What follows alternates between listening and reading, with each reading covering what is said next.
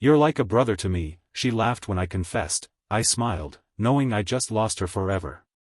And in that single laugh, I heard every dream I'd ever built around her quietly fall apart. The streetlights buzzed above us, their orange glow flickering against the damp pavement. It was late, too late for small talk, yet I stood there beside her, my hands buried deep in my pockets, trying to steady my breathing. "Emma," I said, and my voice cracked slightly. She glanced at me, a small smile tugging at her lips. "What's wrong? You look like you've seen a ghost." "Maybe I have," I said, forcing a laugh. "Or maybe I'm just, finally about to say something I should have said years ago." She tilted her head. "You're scaring me. What did you do this time?" "Nothing," I said quickly. I paused. The words tangled in my throat. "You ever have something stuck in your chest for so long it starts to hurt just keeping it there?" She frowned. "That sounds like a medical problem." I chuckled nervously. "Yeah, maybe it is. A heart problem." "Okay, now you're being weird," she said, crossing her arms, laughing lightly. "Just spit it out." "I like you," I said. The air froze between us. "I don't mean, you're a great friend, kind of like. I mean, I've liked you for a long time. Like, really liked you." Her laughter came quick, too quick. "Oh my God, you're joking, right?" I didn't answer. Her smile faded when she realized I wasn't laughing with her. "Wait, you're serious?" I nodded. My heart thudded so hard it hurt. She looked away for a second, brushing her hair behind her ear. "Wow. I didn't expect that." "I didn't either," I whispered. "But I had to tell you. I couldn't keep pretending anymore." She let out a small sigh. "You know I love you, right?" "Yeah," I said, hopeful. "As a friend," she finished. I felt my stomach drop. "Right," I murmured. She gave a nervous laugh, the kind that tried to soften the blow. "Dating would make things weird between us," she said finally. "You're my best friend. I don't want to lose that." I smiled, or at least I tried to. "Yeah. Weird. Totally. You know how it is," she said gently. "You're the one person I can talk to about anything. If we dated and broke up, I'd lose that." "And if we don't date?" I asked quietly. She blinked. "What do you mean?" "I already lost you," I said. She opened her mouth, then closed it. "That's not fair." "Neither is pretending everything's fine," I replied. She looked down, kicking at the edge of the sidewalk. "You really mean this, don't you?" "Every word," I said. "I've felt it for years, Emma. The way you talk, the way you laugh, the way you care, it's everything. And every time someone else flirts with you, I tell myself it doesn't matter. But it does." Her eyes softened, guilt flickering across her face. "You're making this really hard." "I'm not trying to," I said. "I just want you to know." "I don't want to hurt you," she said softly. "You already did," I said, smiling weakly. She looked like she wanted to reach out but didn't. "You're one of the good ones, you know that. You'll find someone better." "Maybe," I said. "But right now, I don't want someone better. I just want you." She exhaled sharply. "I can't, okay? I can't risk losing you. Dating would make things weird between us." There it was again, that line, like a blade wrapped in kindness. I forced another smile. "Yeah. I get it. Don't be mad," she pleaded. "Please don't make this awkward." "I'm not mad," I said, though my voice betrayed me. "I just thought maybe you felt something too." She hesitated. "I care about you so much. But not that way," I finished for her. She nodded slowly. "I'm sorry." I swallowed the lump in my throat. "Don't be." I asked for honesty. You gave it. A gust of wind swept between us, carrying the faint scent of rain. For a moment, neither of us spoke. The silence said everything words couldn't. "I should go," she said finally. "It's getting late." "Yeah," I said. "It is." She gave a faint smile. We're good, right? Of course, I said, lying through my teeth. She turned to leave, her footsteps echoing softly against the pavement. I watched her walk away until the night swallowed her completely. When she was gone, I finally let my smile fall. My chest ached, not from heartbreak alone, but from the effort of pretending it didn't exist. I whispered into the empty street, yeah, we're good. The wind didn't answer. The world didn't care. I walked home under that same orange light, every step heavy, every breath slower than the last. Her laughter still echoed in my mind, bright, careless, unforgettable. Maybe she was right. Maybe dating would have made things weird between us. But as I reached my door and felt the weight in my chest settle like a stone, I realized something worse. We didn't need to date for things to get weird. They already were. Hey, I said, leaning against the library doorway. You've been ignoring my texts. Emma looked up from her laptop. I haven't. I've just been busy. Busy? I smiled weakly. You replied with a thumbs up 3 days later. That's not busy, that's avoiding. She sighed. You're reading too much into it. Am I? I asked quietly. Her eyes darted away. Look, after what you said, things feel different. I'm trying to figure out how to act normal again. Then just act normal, I said. It's not that hard. It is, actually, she muttered. I don't want to hurt you. You already did, I whispered. What? Nothing. I pulled a chair beside her. So, what's got you so busy? Group project, she said, typing fast. I'm paired with Ryan and 2 others. Ryan. The name hit like a punch I didn't brace for. Oh, I said, pretending to sound casual. Ryan from Econ?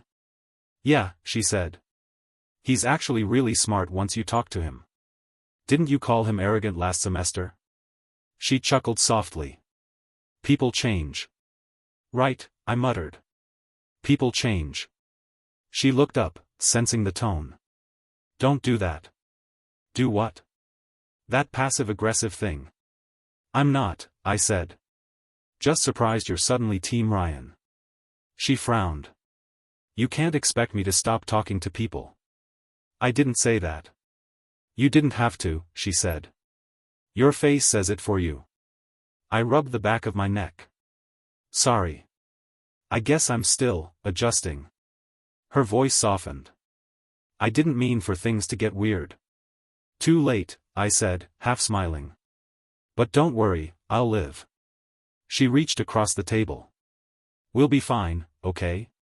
I looked at her hand hovering near mine, then at her eyes. Sure, I said. Fine. The next day, she didn't sit with me in class. A week passed before she texted again. Emma, hey, sorry. Crazy week. You alive? Me, barely. Emma, huh. You'll survive. Me, guess so. Emma, Ryan's been helping me with this project. He's actually pretty funny. Me, cool. Emma, don't be weird. I didn't reply after that. At lunch, my friend Ethan dropped his tray next to me. You look like someone stole your soul. Maybe they did, I said. Let me guess, Emma. I stayed quiet. Dude, you confessed, she said no. Move on. It's not that simple. It is, he said, chewing his fries. You keep hoping she'll change her mind. She won't. I looked at my phone again, still no message from her. I just thought maybe we'd at least stay the same. Nothing stays the same after feelings get involved, he said. Trust me. I didn't answer. I just kept staring at her contact name, thumb hovering over the chat, wondering what I could possibly say that didn't sound pathetic. A few days later, I ran into her outside the coffee shop. She was laughing, with Ryan. He had that easy, confident smile, the kind that made people like him before they even knew him. She looked lighter, freer, like she used to with me. When she saw me, her laughter faded a little. Hey, she said brightly, walking over. Hey, I replied. Didn't know you two hung out here. Yeah, we were just finishing some notes, she said quickly. Ryan's helping me prep for midterms. Ryan nodded. Hey, man. Hey. There was a silence thick enough to choke on. Well, she said, I'll text you later. Sure, I said, forcing a smile. She smiled back and walked away beside him.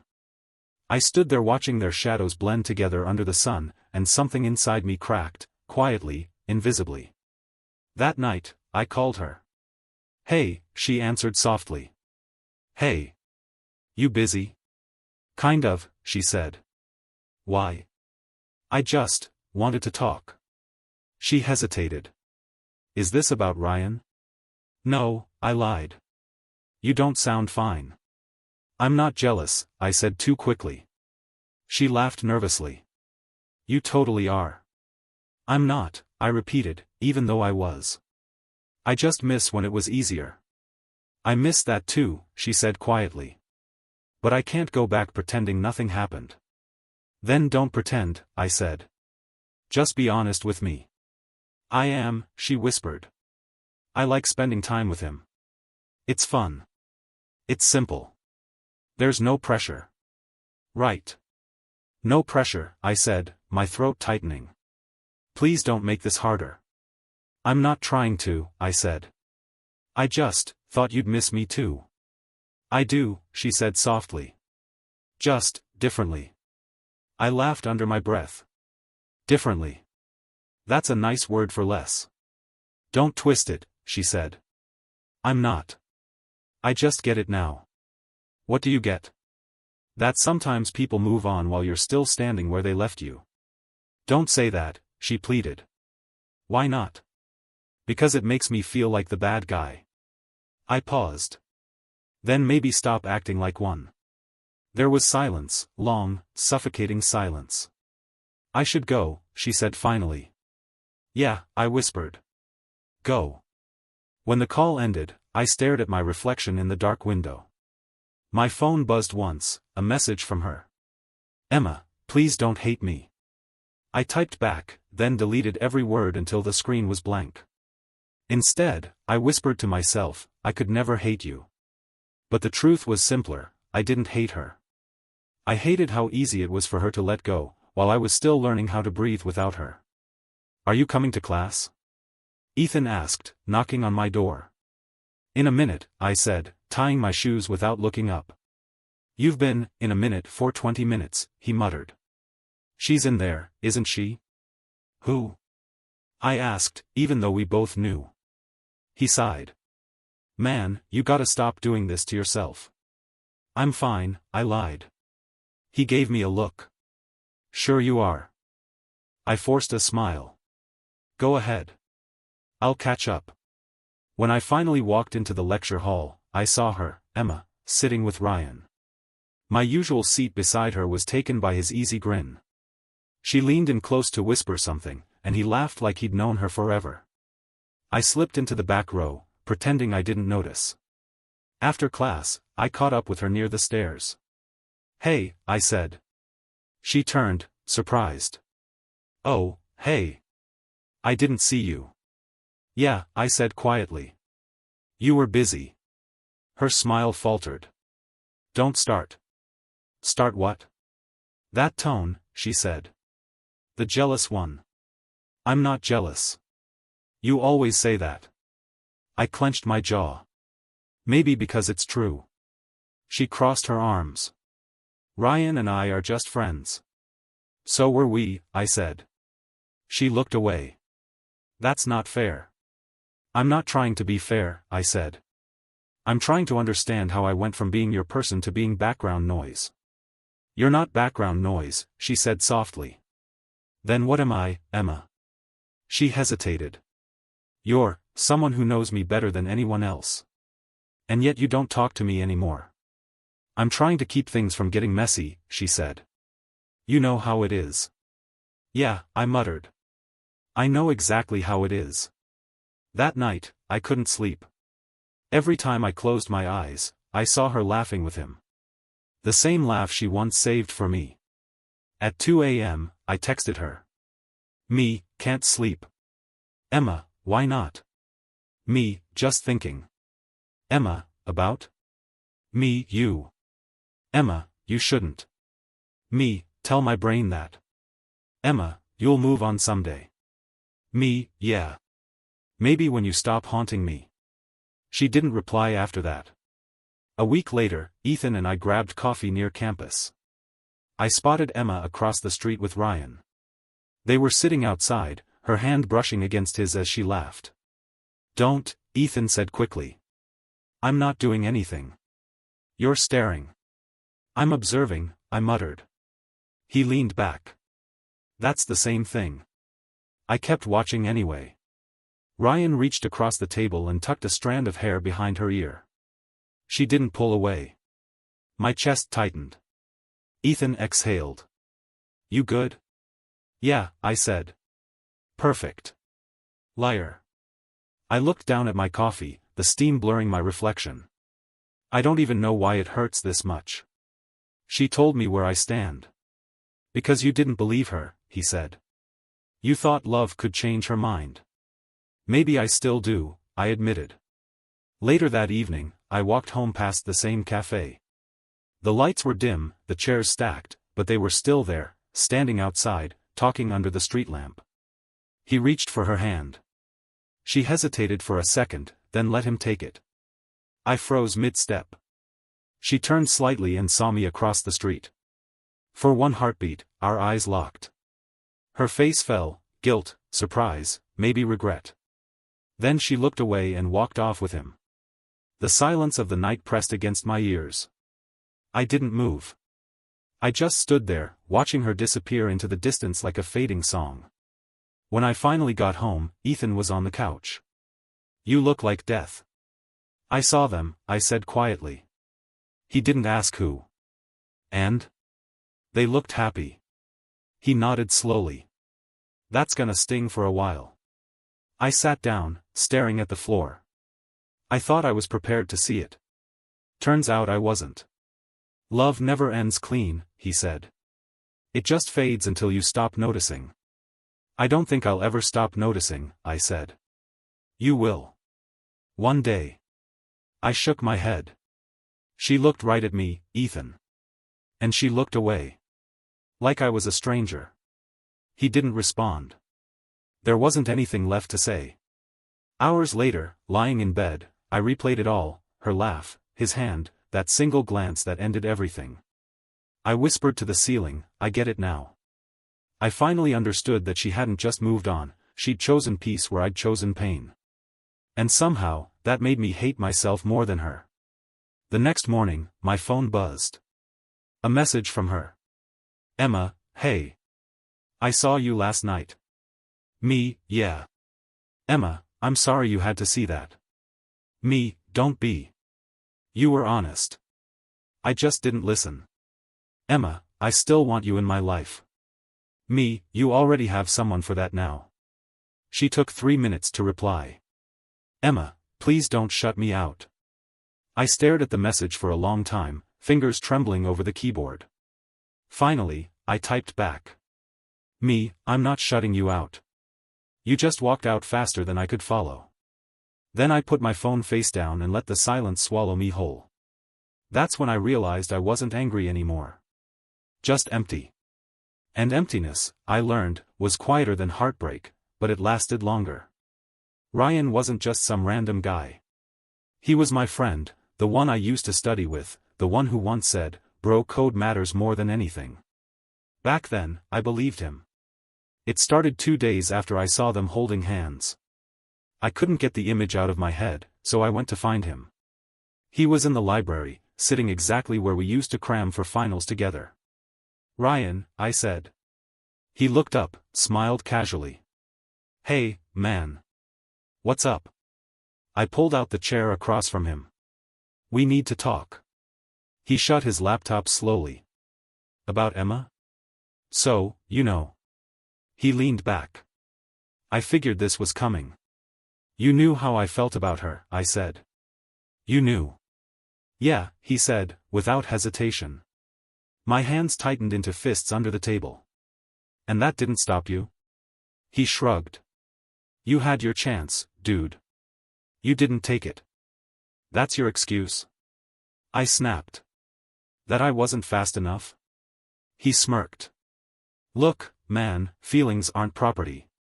You don't get to claim someone because you liked them first. I stared at him, struggling to breathe. You don't cross a friend like that. You think I planned this? He said. It just happened. We clicked. I laughed bitterly. Clicked? Right. You clicked with the girl I told you I loved. He folded his arms. You told me you liked her, not that you loved her. Don't play with words. Then maybe you should have told her instead of telling me. That line cut deeper than I expected.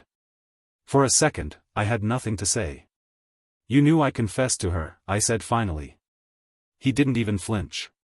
Yeah, and she didn't feel the same. That's not on me. Something inside me cracked. You're unbelievable. I'm realistic, he said. You think the world waits for your timing? She moved on, man. You should too.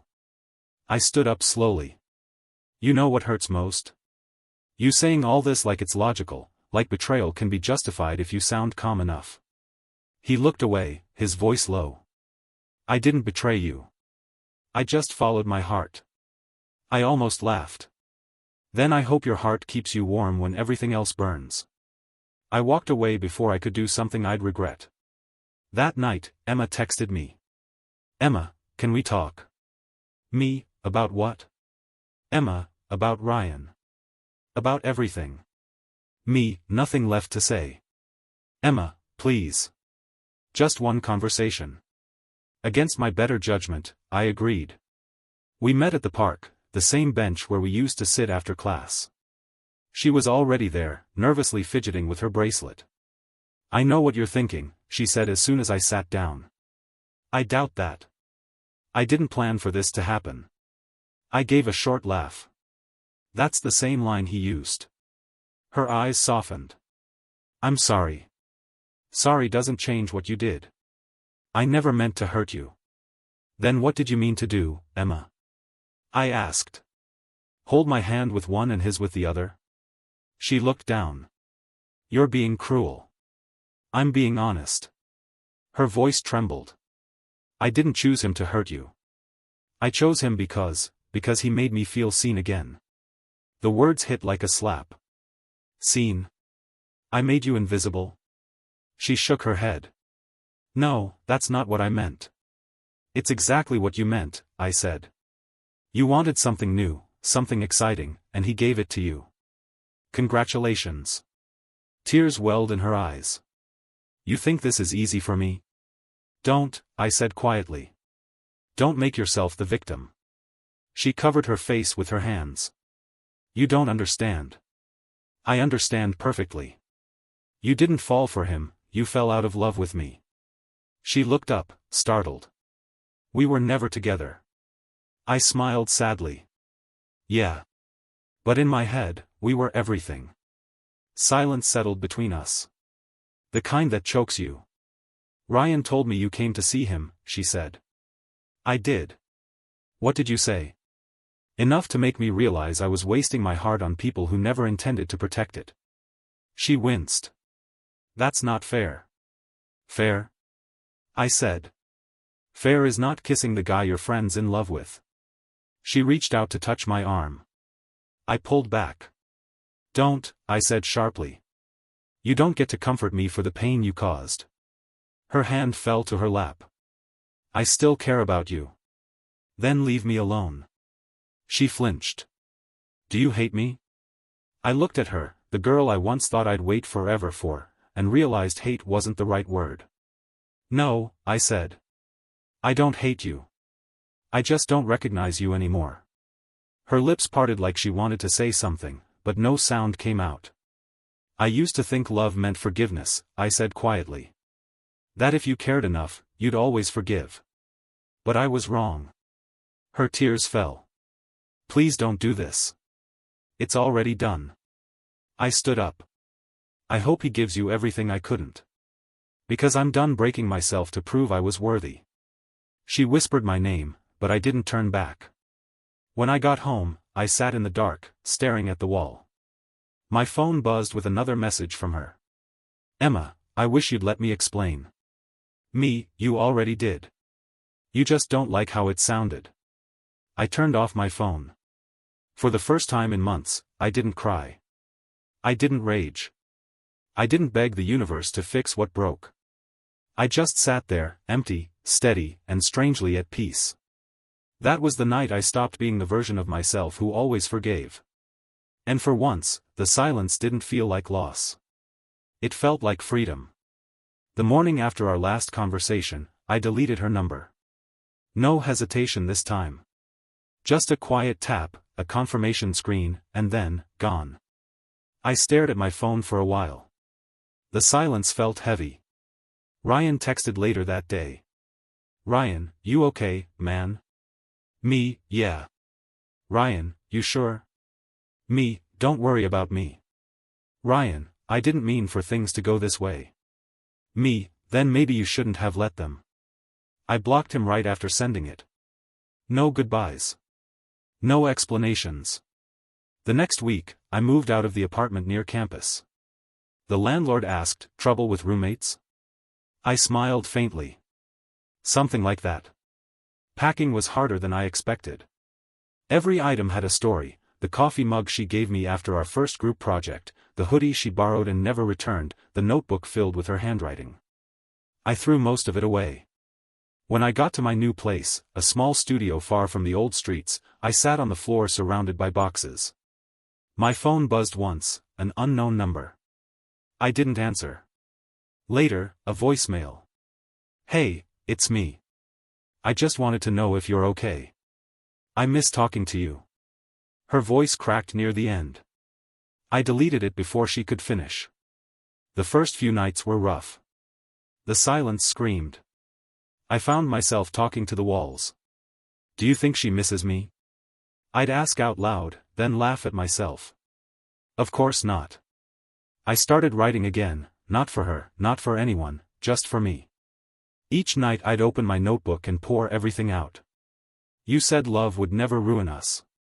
Maybe you were right, it wasn't love that did. It was the silence between words we never said. Sometimes I'd read my words aloud just to hear a voice in the room. Does it still hurt? I'd whisper. Yeah, I'd answer myself. But less than yesterday. A few days later, my friend Mia called. You disappeared, she said. I needed to. You could have at least told someone. I didn't think anyone would notice. She sighed. You can't just vanish, you know. I can, I said quietly. And I did. You're scaring people. I'm not trying to. What are you trying to do, then? I hesitated. Forget. She was silent for a moment.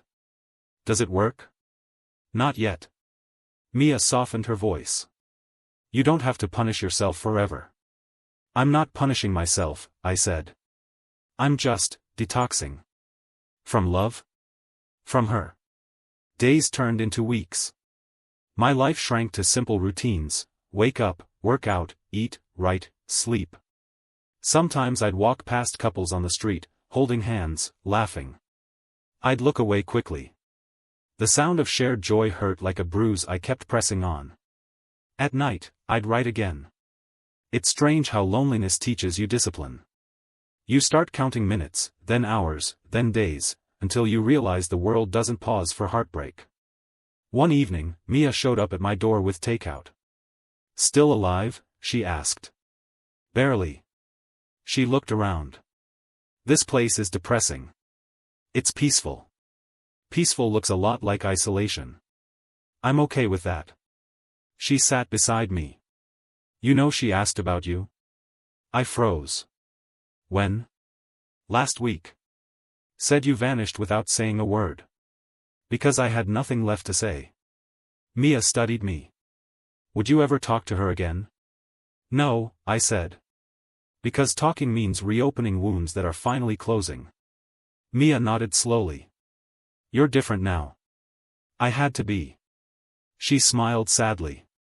Different doesn't always mean better. I didn't respond. After she left, I stared at the half-eaten food on the table and realized I hadn't tasted anything properly in weeks. Everything felt muted: sound, color, appetite. But in that dullness, there was peace. I opened my notebook again.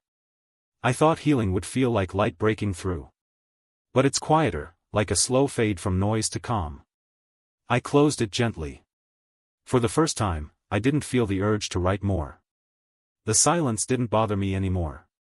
It just existed, like me. And maybe that was enough. It had been 6 months since I'd last seen her. 6 months of quiet mornings, slow healing, and learning how to exist without her shadow trailing me. I'd poured my pain into paintings, abstract colors, broken shapes, emotions smeared across canvas. The night of my first small exhibition, I wasn't thinking about her at all. Not until I heard that familiar voice behind me.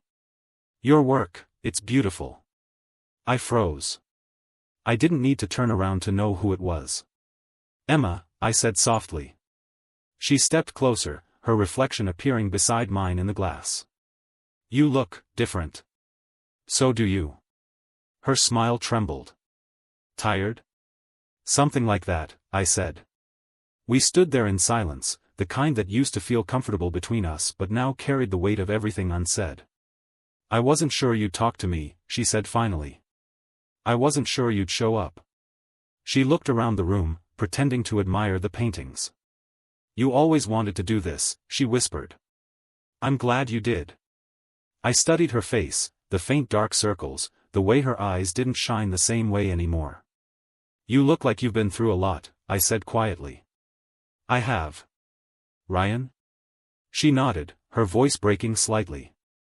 "He cheated on me." I didn't say anything. Just waited. "He said it wasn't serious," she continued, "but I saw the messages. The lies. It was like watching history repeat itself." "Karma doesn't need a stage," I said. "It just shows up when it's ready." She gave a shaky laugh. "You always had a way with words. And you always had a way of not listening to them." Her eyes glistened. "I deserve that. I didn't say it to hurt you." "I know." She exhaled slowly. "You were right about him. About everything." "I didn't need to be right," I said. "I just wanted to be respected." She looked at me with something that might have been regret, or maybe nostalgia. "I ruined that, didn't I?" "You did," I said plainly. "But I'm not angry anymore." "That almost makes it worse," she whispered. "Why?" "Because it means I don't matter enough to make you angry." I shook my head. "No, it means I finally stopped needing closure from you." Her tears slipped free. "I used to think you'd never stop caring." "I didn't stop caring," I said. "I just stopped waiting." She stepped closer, her voice trembling. "Can we talk sometime? Just talk." "Sure," I said. She blinked, surprised by how easily I agreed. "Really?" "Yeah. But not tonight." Her lip quivered. "You hate me, don't you?" "No," I said honestly. "If I did, I wouldn't have survived you." She let out a broken laugh. "You sound like someone I don't know anymore." "Maybe you never did." Her eyes softened. "I miss the old you." "He doesn't exist anymore," I said quietly. "You buried him when you laughed that night." She winced, as if the memory itself hurt. "I didn't mean to laugh." I panicked. "I know," I said. "But intent doesn't erase impact." For a moment, she said nothing. Just stared at one of my paintings, a burst of red and black streaks tangled in white. "This one," she said, pointing. "It feels angry." "It used to be," I said. "Now it's just honest." She looked back at me. "Are you happy?" I thought for a moment. "I'm peaceful." "That's better than happy." Her shoulders sank. "I wish I could say the same." "You will," I said. "Eventually." "Do you really think so?" "I know so. Pain teaches, if you let it." She smiled faintly through the tears. "You sound like a stranger wearing your voice."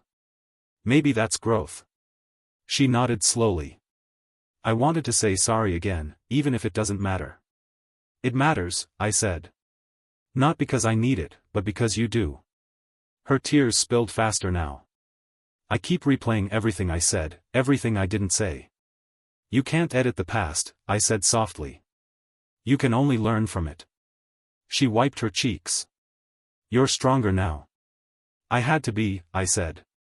Pain doesn't ask for permission before it shapes you. She looked down at her hands. Do you ever think about us? Sometimes, I admitted. But not with longing anymore. What then? With gratitude, I said. Because losing you taught me who I am without you. She swallowed hard. You really don't feel anything, do you? I feel calm, I said. And that's enough. We stood there, surrounded by colors born from heartbreak. The same silence that once haunted me now felt like closure. I'll go, she said finally. I didn't want to ruin your night. You didn't, I said. You just reminded me how far I've come. She smiled weakly. Goodbye, then? For now. She turned and walked away. I watched her reflection fade from the glass, replaced by my own. For a long moment, I just stood there, listening to the murmur of the crowd, the sound of soft music blending with quiet laughter. My heart didn't race. My hands didn't shake. I felt nothing, and everything. Peace, after all, has its own kind of beauty. Her message came late at night, a simple, "Hey, how have you been?" I stared at it for a long time before locking my phone. The next morning, another text. I saw your latest post. You look happy. I'm glad. I didn't reply. I didn't need to. 2 days later, she called. I answered out of curiosity, not longing. Hey, I said flatly. She hesitated. You sound different. Do I? I leaned back in my chair, staring at the ceiling. Maybe I finally learned how to stop breaking myself for people who never looked back. That's not fair, she whispered. No, Emma, I replied. What's unfair is pretending to care when you already chose someone else. I made mistakes, she said quickly. I was confused, okay? I thought Ryan. You don't need to explain, I cut in. I don't hold it against you. Her silence was thick. Then why do you sound like you hate me? I don't, I said. Hate would mean I still feel something. She sighed. You've changed. I had to. I paused.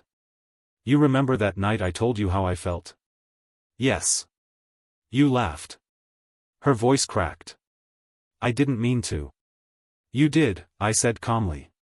And that laugh stayed with me longer than your memory ever did. There was no anger in my tone, only truth.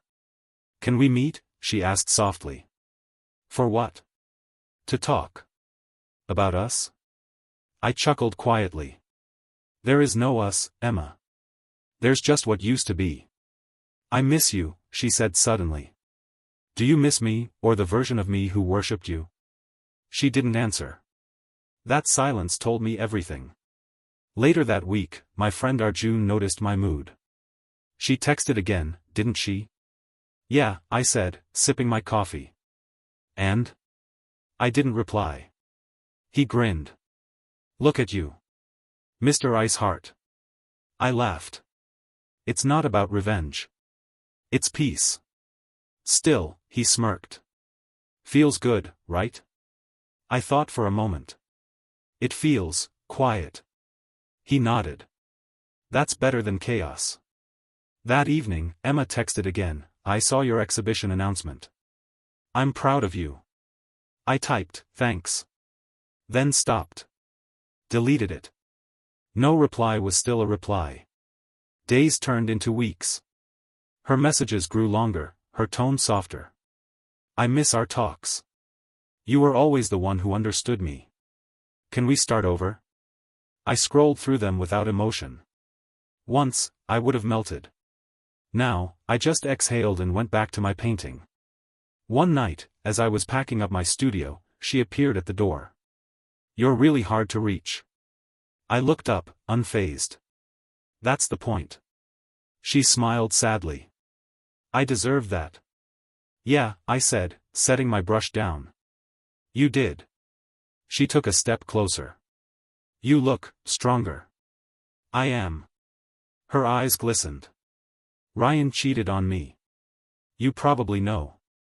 I heard, I replied, emotionless. I kept thinking, maybe if I'd chosen differently. You'd still be unhappy, I interrupted. Not because of me, but because you were never ready for what you said you wanted. Tears slid down her cheek. You're really not the same person anymore. I hope not, I said. That person would have tried to fix you. And now? Now, I just wish you peace. She bit her lip. You don't love me anymore? I met her eyes. No. I just remember you. She nodded, defeated. That hurts more than I expected. Good, I said softly. That's what growth feels like. She turned to leave but stopped at the door. If things were different. They aren't, I finished for her. When she left, I felt nothing but stillness, the kind that comes after a storm finally runs out of rain. Later, Arjun called. She came by, didn't she? She did. And?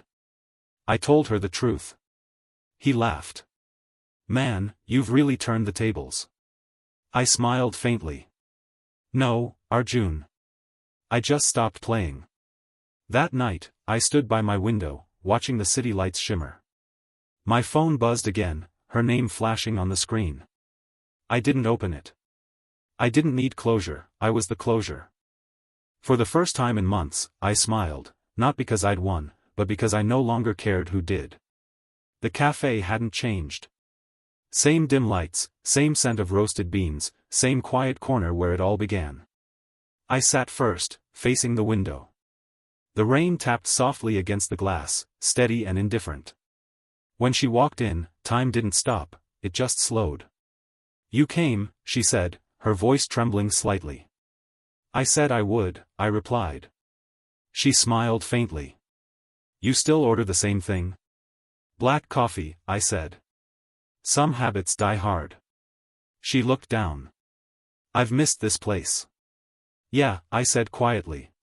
It used to mean something. For a moment, neither of us spoke. The silence wasn't tense, just tired. Then she exhaled. I still think about you. I looked up at her. I used to think about you too, every day. Her eyes softened. Used to? Yeah, I said. But now, I think about who I've become since you left. She swallowed hard. You sound so distant. I had to learn how to be, I said. You taught me that. She nodded slowly. Ryan and I. I know, I interrupted. You don't have to explain. That chapter's closed. Her voice cracked. I didn't mean to hurt you. I believe you, I said. But intentions don't erase damage. She blinked rapidly. Do you ever wish things went differently? Sometimes, I admitted. But if they had, maybe I'd still be the same broken version of myself, waiting for someone to choose me. Tears welled in her eyes. You don't wait anymore, do you? No, I said softly. I walk away now. She looked at me like she didn't recognize me. You've changed. I needed to, I replied. Pain either destroys you or rebuilds you. I chose the second. Her fingers trembled as she reached for her cup. You sound strong. I'm not strong, I said. I'm just done bleeding for people who never looked back. She stared at the table. You're colder now. Maybe, I said. Or maybe I just stopped mistaking warmth for love. Her lips quivered. You really don't feel anything anymore? I feel peace, I answered. Her tears finally fell. I ruined everything, didn't I? I sighed. No. You just revealed what it really was. I wish I could fix it, she whispered. You can't, I said gently. But that's okay. Some things aren't meant to be repaired, they're meant to be understood. She nodded slowly, tears dripping onto her hand. I think about that night all the time. The one when you confessed. I smiled faintly. You laughed. I was nervous, she said quickly. I didn't know how to react. I know, I replied. But that laugh broke something in me I didn't realize could break. She covered her face. I'm sorry. I know you are, I said, standing. And I forgive you. Her head lifted sharply. Just like that? Forgiveness isn't for you, I said. It's for me. She wiped her cheeks. I don't deserve it. Maybe not, I said, but I deserve peace. She reached for my hand, hesitated halfway. Do you ever think we could start over? I shook my head. We already did, just on separate paths. Does it still hurt? She asked. Sometimes, I admitted. But pain's quieter now. It doesn't scream anymore. She nodded slowly. You talk like someone who finally found closure. I did, I said. And this, right here, is the last page. Her tears fell freely now. You're really saying goodbye, aren't you? I think I said goodbye a long time ago, I said. This is just me realizing it. She stood too, her voice trembling. You were right about him. About everything. I didn't want to be right, I said. I just wanted to be enough. Her lips parted but no words came out. I smiled faintly. Thank you, Emma. For what? She whispered. For teaching me what love isn't. She broke down then, silent sobs shaking her shoulders. I wanted to comfort her, the old me would've. But I stayed still. Sometimes strength means not reaching out. After a long moment, I placed some cash on the table and stepped back. She looked up, eyes red. Will I ever see you again? Maybe, I said. But if you do, it won't be the same me. I turned and walked toward the door. The air outside was crisp, almost new. Each step felt lighter, like I was leaving more than just a memory behind. I didn't look back. The rain had stopped. The streets shimmered, reflecting the faint glow of streetlights. For the first time, I felt free, not because I moved on, but because I finally understood why I had to. As I reached the corner, the words from that night echoed again in my mind, her laughter, her voice, that line she thought was harmless. Dating would make things weird between us, she once said. Maybe it did, but not in the way she expected.